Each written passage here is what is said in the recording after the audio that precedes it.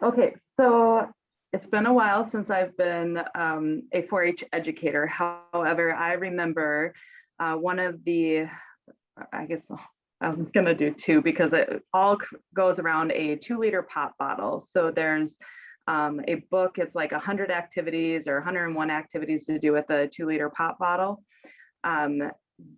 We had so much fun during our summer mini camps that we would do with 2-liter pop bottles, but the best one was the Rockets Away, and it's actually a 4-H program where they actually get to blast the rockets, up in the day or up in the air, and you wait until like one of the hottest days in the summer because the water is going everywhere when you blast the rockets off and everything. So, but with that 101 activities with 2-liter pop bottles, you can go so much further in depth with the activities depending on the grade levels that you're working with and expand on them, but at least it gives you a starting point. Cool. And so the name of this book is 101 Activities with a 2-liter Pop Bottle? I believe that is the name of the book. Okay. I'll have to double check on that. It's been over 10 years. I'm not 100% sure there. And so it sounds like this activity is already available in print. Yes. Is that correct? And okay. It was pretty cheap, if I remember right. Awesome. Awesome. All right. Who wants to go next? Thanks, Jane.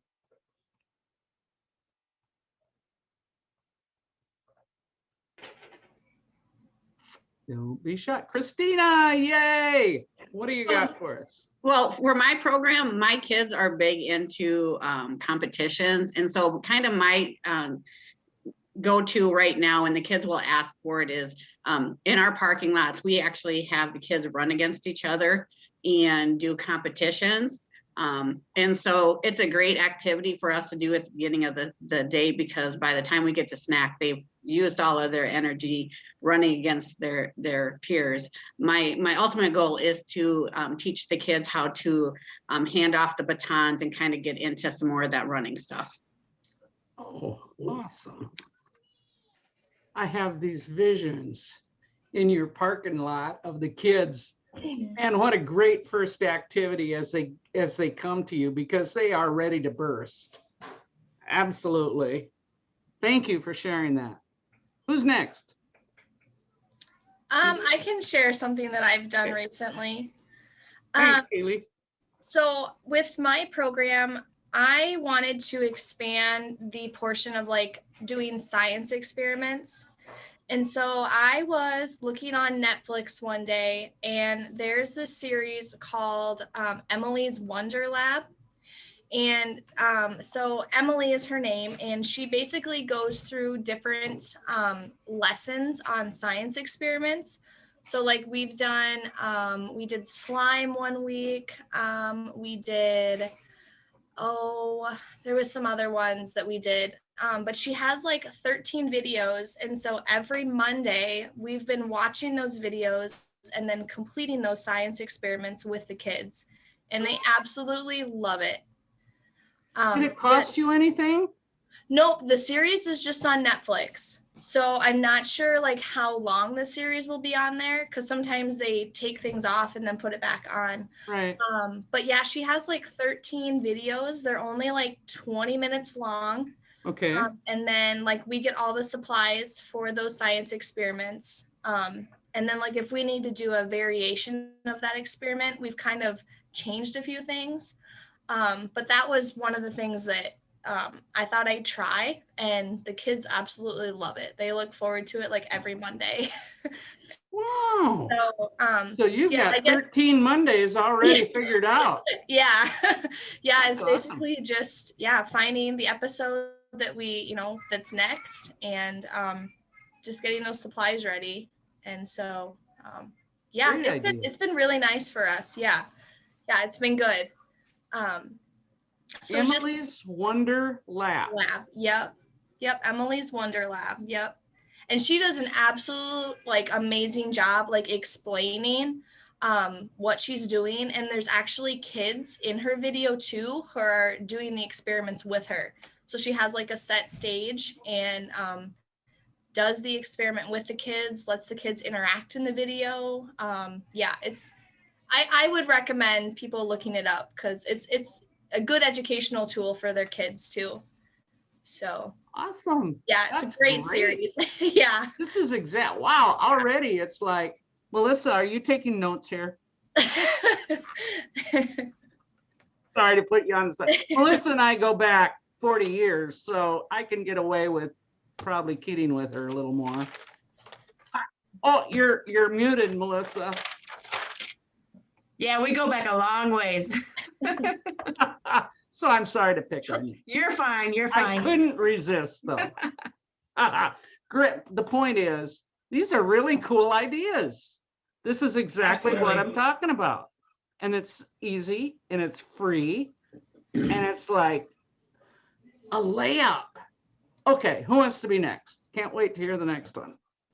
Anybody? Billy Joe. Oh, go ahead, Billy Joe. Okay, one thing that works for us and really gets the kids going, and when you have those early release days and you need that extra attention grabber, all of our kids, all levels, love the minute to win it things. And Pinterest has so many laid out there for you that are a lot of just grab and go things, but I highly recommend minute to win it. And it's on Pinterest, you said? Well, that would be one resource that has quite a few laid out for you. Okay.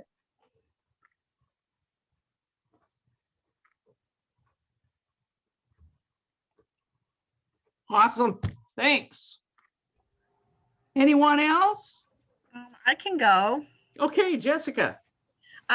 So one thing that we've done is we have these little, we call it the Army Man launchers. And you have the little Army Men, and then you give them like a cup, maybe like a popsicle stick and some string. And their goal is to work together to see who can launch the Army Man the furthest. But we give them all the same basic tools. But then we put out some extra supplies that if they read a book for X amount of time, then they can purchase to incorporate that financial literacy to purchase another supply. Or if we're wanting to do some physical activity, okay, go run 2 laps or 3 laps, whatever it may be, or do X amount of jumping jacks, and then you can purchase an extra supply. And just having them, you know, put forth the extra effort if they want more supplies, or those that just want to work with what they have and not go that extra mile, they end up having to go the extra mile with their limited supplies to accomplish it. And then our being at the school, our program runs out of the gymnasiums or the cafeterias, and then we will set up and we'll have the Army Man launch and see who can go the furthest. And then if time allows, we'll give them time to go back and rework their how they did it and see if they need to add anything or change anything and give it another shot. And so they work in small groups, is that? Yeah, usually just in a partnership. Okay. It's also teaching them those communication skills, because when they're they're arguing with each other and it's like, okay, well, you guys can solve it or I can solve it. And if I solve it, I don't really mind how far the Army Man launches. I'll just take away a supply and then we'll have to figure, no, we'll solve it, Miss Jess, we'll solve it. And then they communicate and figure it out. Now, is this something that you have just created and it started as a small idea and it's just kind of blossomed over time? Or The Army Man launcher, I saw at a training I went to years ago. I don't remember which one. But then as far as incorporating it to add on the supplies, that's just something we've done just to incorporate some more financial literacy and having them put in more work on their end. Awesome. Thanks for sharing that. I had a similar idea in line with kind of building something and getting outside and trying it out, testing it out. I worked at the Boys and Girls Club last summer and just kind of helped them open with COVID policies and stuff like that. And working there for a few months, the kiddos, especially the boys, love to dig through the Legos, build stuff, right? And I was always thinking, like, how could this how could we take this to the next level? So I haven't really tried this out, but I was thinking, listening to Jessica there, like, you know, have the students build little vehicles and then go out to a playground, maybe with a slide or something, to have a little race, you know, a little competition. Mhm. And then we could also add in like those incentives of, you can get the big monster wheels or, you know, the cool wheels if you, you know, spend some time reading or like complete this literacy task. But if not, you can, you know, have the little wheels or something like that and see how that goes. And, you know, so it could be something you build up over several weeks, or that they can keep kind of their little vehicle tucked away until next week and keep working on it. So that brings in a little bit of like engineering, a little bit of fresh air, right?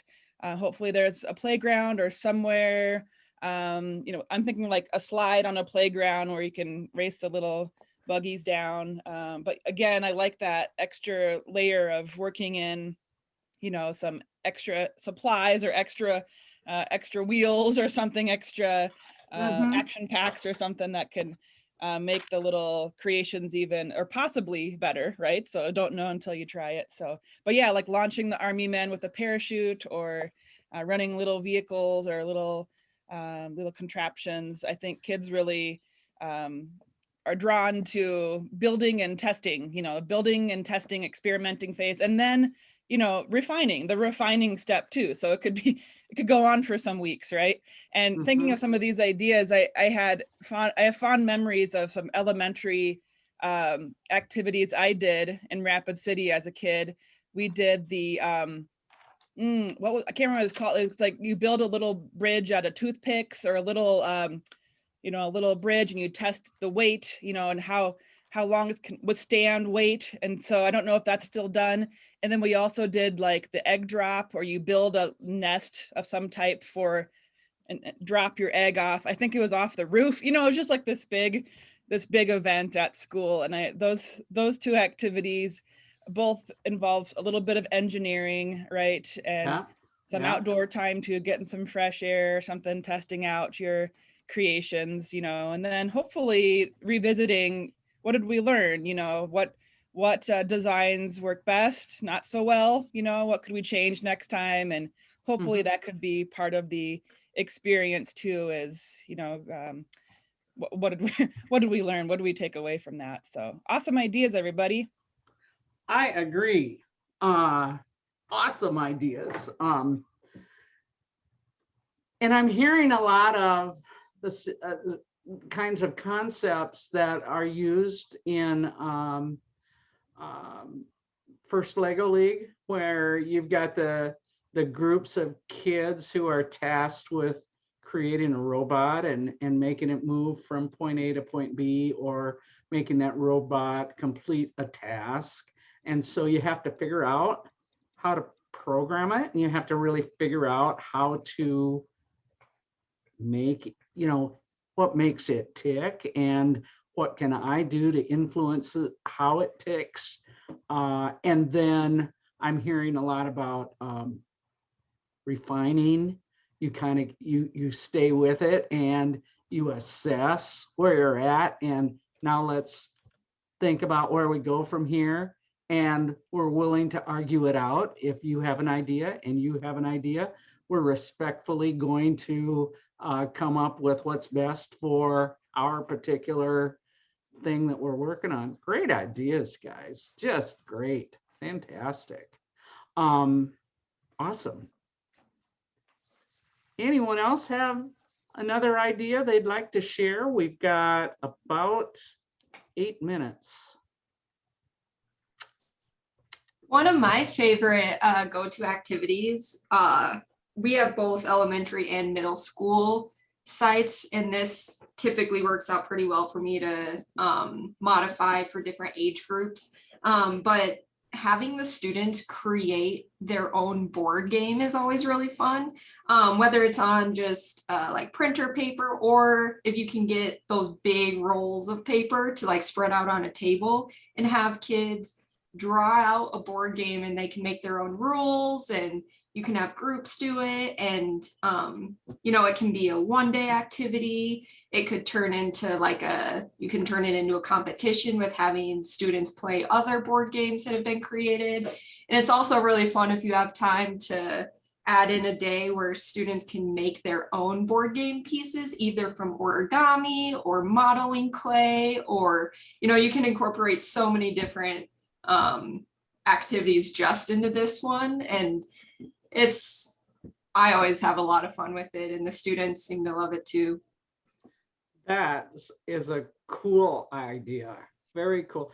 Kelsey, is this something you've come up with, or is this something you picked up along the line from a training somewhere else, or you've seen it done, or you've read No, about we it? used to, in my Spanish classes in high school, we used to always make board games every year in Spanish, but create our own. So I've just implemented that in almost every childcare setting I've worked at since then. So That's cool. mhm. What a great idea.